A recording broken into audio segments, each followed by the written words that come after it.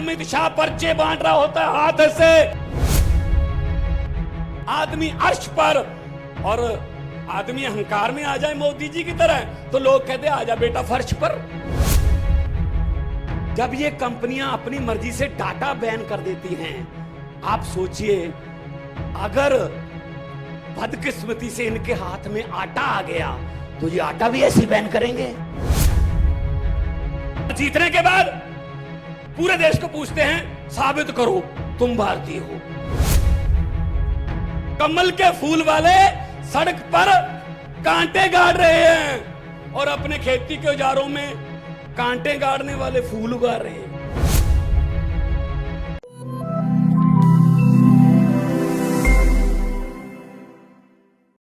आम आदमी पार्टी के नेशनल कन्वीनर और देश के सबसे लोकप्रिय मुख्यमंत्री अरविंद केजरीवाल जी अपर हाउस में सभा में मेरे साथी और बेबाक तरीके से फुटपाथ से लेकर संसद तक आम लोगों की बात को उठाने वाले भाई संजय सिंह जी, उत्तर प्रदेश इकाई के सभी ओहदेदार साहिबान और दर्जा बदर्जा आम आदमी पार्टी के जितने भी नेतागण आए हैं, और सबसे बड़े आम आदमी पार्टी की और आम आदमी की और देश की रीढ़ की हड्डी जो मेरे सामने मेरठ की क्रांतिकारी धरती के लोग बैठे हैं, मैं सबको नमन करता हूं। मेरी तरफ से नमस्कार, सत श्री अकाल, वाहिगुरु जी का खालसा, वाहिगुरु जी की फतेह। दोस्तों, पिछले 100 दिन से लगभग 100 दिन हो गए, किसान दिल्ली के अलग अलग बॉर्डरों पर बैठे हैं, अपने परिवार सहित बैठे हैं, बच्चों सहित बैठे हैं। वो -2 डिग्री टेम्परेचर की ठंड में भी बैठे थे। अभी टेम्परेचर बढ़ रहा है, 50-55 तक जाएगा, तब भी बैठे रहेंगे, क्योंकि मैंने पार्लियामेंट में भी कहा था किसान को मौसम से मत डराओ। वो जब पानी देता है अपने खेतों को दिसंबर में तो उसके हाथ पैर नीले हो जाते हैं। उनको ठंड से मत डराओ, उसको गर्मी से मत डराओ। और सबसे बड़ी दुखदायक बात यह है कि उनको टैग कैसे दिए जा रहे हैं मोदी गवर्नमेंट की तरफ से। ये तो देशद्रोही हैं, ये तो माओवादी हैं, ये तो अर्बन नक्सली हैं, ये तो आतंकवादी आ गए। अरे टिकरी बॉर्डर पे, गाजीपुर बॉर्डर पे, सिंगू बॉर्डर पे जितने किसान बैठे हैं उनमें से 80% के बेटे और भतीजे चीन और पाकिस्तान के बॉर्डर पर छाती ताने खड़े हैं देश की रक्षा करने के लिए। क्या आप उनके परिवारों को देशद्रोही बोलते हो? शर्म नहीं आती बीजेपी वालों? आपको शर्म करनी चाहिए इनको।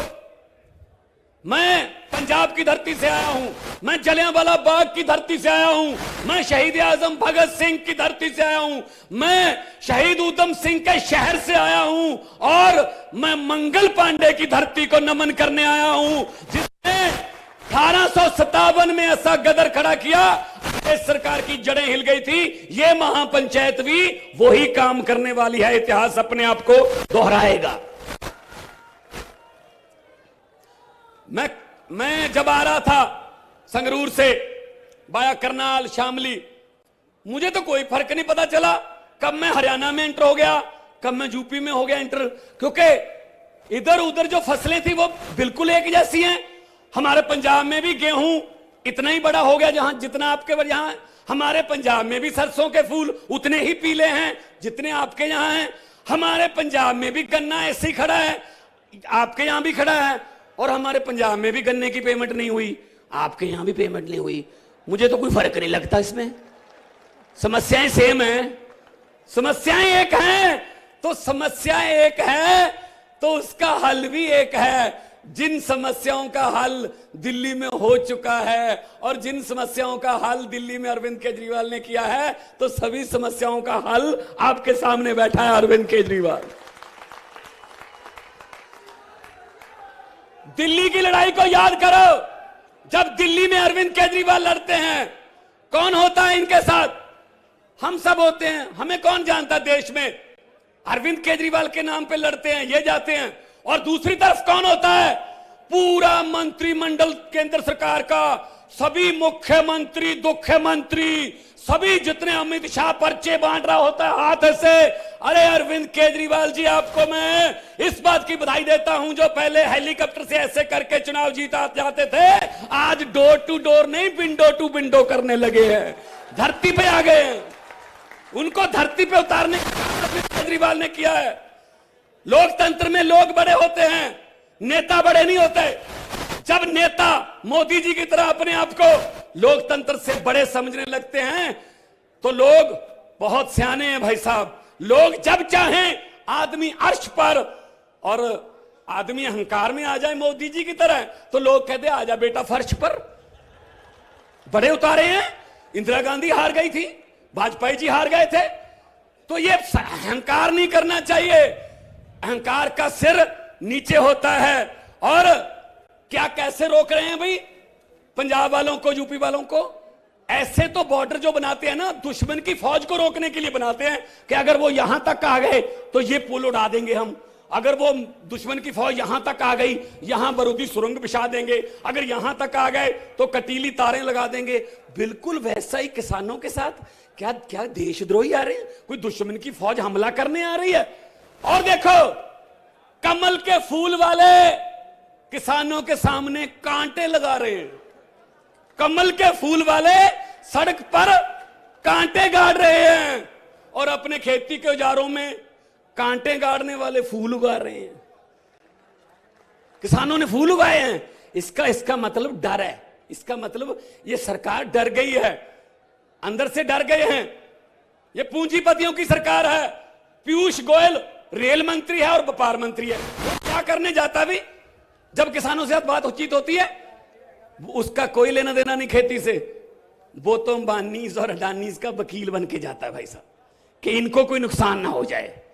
आप सोचो, आप सभी पढ़े लिखे लोग बैठे, आप डाटा खरीदते हो इंटरनेट का, मोबाइल डाटा, नेट का। आप अपने पैसे से डाटा खरीदते हो और सरकार कभी भी उस डाटे को बैन कर देती है कि इस एरिया में नेट बैन है। जब ये कंपनियां अपनी मर्जी से डाटा बैन कर देती हैं, आप सोचिए अगर बदकिस्मती से इनके हाथ में आटा आ गया तो ये आटा भी ऐसे बैन करेंगे। ये डाटा वालों को आटा दे रहे हैं। सीएम साहब डाटा वालों को आटा दे रहे हैं, जियो वालों को, उनके हाथ में आटा भी आ जाएगा। हमारे बच्चों की एक एक निवाला वो तय करेंगे कितने निवाले खाने हैं। इतने खतरनाक कानून है ये तीनों कानून, इनको वापस लेना होगा। संजय भाई बैठे हैं, लोकसभा में हमने कहा था, बहुत चिल्लाए हम लोग कि मत करो। मैंने उदाहरण भी दी थी, ये मेरे का एरिया से ऊपर चले जाएं, ये रुद्रपुर, बाजपुर, ये पीलीभीत का एरिया जंगल था। किसानों ने शेरों के साथ लड़ाई करके इस जंगल में मंगल लगाया, धरती को उपजाऊ बनाया। कई शेर मारे भी गए और शेरों ने किसानों को भी मारा। मैंने पार्लियामेंट में कहा था, मोदी जी ये किसान कौम है जो शेरों से लड़ना जानती है, इसके साथ पंगा मत लो, आपको भारी पड़ेगा। और हो रहा है, अभी हो रहा है। तो फिर इनके पास कोई तावीज नहीं है, ये सिर्फ बातें करते हैं, भाषण देते हैं। खेती मंत्री जी तोमर साहब, शर्त लगा लो, मैं शर्त लगा के कह सकता हूं, उनसे पूछिए गन्ना कैसे बीजते हैं, तो उनका जवाब होगा पहले गुड़ को छोटे छोटे टुकड़ों में काट बना के उसके बाद ऐसे दबा दिया जाए। तो उनको पता ही नहीं मुड्डा क्या होता है, कभी खेत गए हो तो पता चले ना। तो हुकूमत वो करते हैं जिनका दिलों पर राज होता है। परसों अरविंद केजरीवाल सूरत में थे, गुजरात में, तो आपने देखा था कितना बड़ा काफिला था, पता ही नहीं चल रहा था कहां से शुरू हो रहा है कहां से खत्म। इसका मतलब दिलों पर राज। हुकूमत वो करते हैं जिनका दिलों पर राज होता है। यूं कहने को तो मुर्गे के सर पे भी ताज होता है। दिलों पर राज जो करते हैं वो हुकूमत करते हैं। और इन्होंने, मैं ये पूछना चाहता हूं मीडिया, इन तीनों बिलों को वापस लेने का नुकसान किसको है? जिनके लिए ये कानून बनाए हैं वो कह रहे हैं, ये खाप पंचायतों चौधरी साहबान बैठे हैं, मैं भी एक किसान परिवार से हूं, जिनके लिए ये बनाया है वो कह रहे हैं कि हमें नहीं चाहिए, लेकिन वो कह रहे हैं वापस नहीं लेना। तो इसका मतलब वापस लेने का नुकसान किसको है? जिन्होंने बनाया है, जिन्होंने एक एक क्लॉज लिखवाया है, वही डाटा वाले, वही उनको नुकसान हो रहा है। मैं किसान परिवार से आता हूं, मतलब मेरा सर नहीं दर्द कर रहा, लेकिन वो कह रहे हैं डिस्प्रिन आपको खानी पड़ेगी। मैंने कहा भाई मेरा नहीं दर्द कर रहा सर, मैं ठीक हूं। नहीं कहते 6 महीने बाद अगर दर्द कर गया फिर तो ले लो। हद है यार।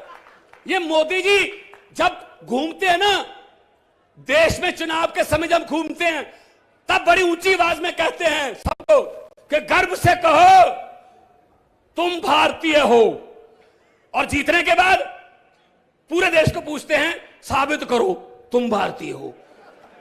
ऐसे कानून लेके आते हैं। इनको असल में इनको ये हो गया कि बड़े बड़े सीए वगैरह के कानून हम लाए, लोगों ने विरोध किया, लाठीचार्ज किया, आंसू गैस के गोले छोड़े, चलो जी खत्म। लेकिन इनको ये पता नहीं था कि अब पाला किसान से पड़ा है जो मिट्टी से सोना उगा लेता है। अब पाला उसके साथ पड़ा है। अब छेती जल्दी ये आंदोलन खत्म होने वाला नहीं है। कई लोग पूछते हैं हमसे कि अब क्या होगा, शायद ये बिखर गया। नहीं, बिखरा नहीं है, ये फैल गया। देखो यहां तक आ गया, शामली महापंचायत हुई पंजाब में। मैं आपको बताना चाहता हूं, आपके दोस्त मित्र कोई होंगे, पंजाब में 21 मार्च को दिन एतवार को मोगा जिले के बागा पुराना में हम किसान महासम्मेलन कर रहे हैं, जिसमें लाखों लोग, पूरा पंजाब वहां पे इकट्ठा करके अरविंद केजरीवाल जी को बुलाकर मोदी सरकार की जड़ें हिलाने का काम करेंगे 21 मार्च को। जो मैं आखिरी 2 लाइनें कह के अपना स्थान लूंगा क्योंकि मुख्यमंत्री साहब ने बोलना है। जो ये कहते हैं ना कि पता नहीं क्या हो गया क्या होगा, मैं उनके लिए 2 लाइनें कहना चाहता हूं कि इंसाफ का दिन नहीं चढ़ेगा जिन लोगों के दिल से ये डर नहीं जाता। इंसाफ का दिन नहीं चढ़ेगा जिन लोगों के दिल से ये डर नहीं जाता।